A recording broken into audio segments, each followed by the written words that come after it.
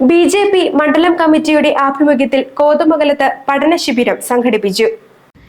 BJP കോതമംഗലത്ത് സംഘടിപ്പിച്ച പണ്ഡിറ്റ് ദീൻദയാൽ ഉപാധ്യായ പ്രശിക്ഷൺ മഹാ അഭിയാൻ പഠന ശിബിരം സംസ്ഥാന കമ്മിറ്റി അംഗം VN വിജയൻ ഉദ്ഘാടനം ചെയ്തു.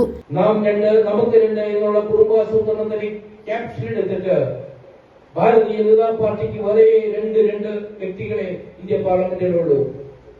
543 സംഖ്യയിൽ 2 പേര്. അവർ വളരെ പരിഹാസത്തോടുകൂടി BJPയുടെ പാളയത്തിലേക്ക് നോക്കി പറഞ്ഞപ്പോൾ അന്ന് അടൽ ബിഹാരി വാജ്പേയി വളരെ മനോഹരമായ ഒരു പ്രസംഗം കാഴ്ചവെച്ചു. അത് ഇന്നും യൂട്യൂബിലൂടെ കറങ്ങുന്നുണ്ട്.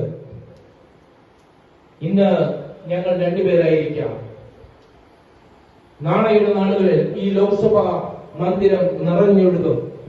മണ്ഡലം പ്രസിഡന്റ് സിന്ധു പ്രവീൺ അധ്യക്ഷത വഹിച്ചു. PP Sajeev, ET Natarajan, Lissy Jose, Roy Abraham, Anil Njalumadom, Ananthu Sajeevan, EK Ajith Kumar, Unnikrishnan Ampoli തുടങ്ങിയവർ പ്രസംഗിച്ചു. GTV news Kothamangalam.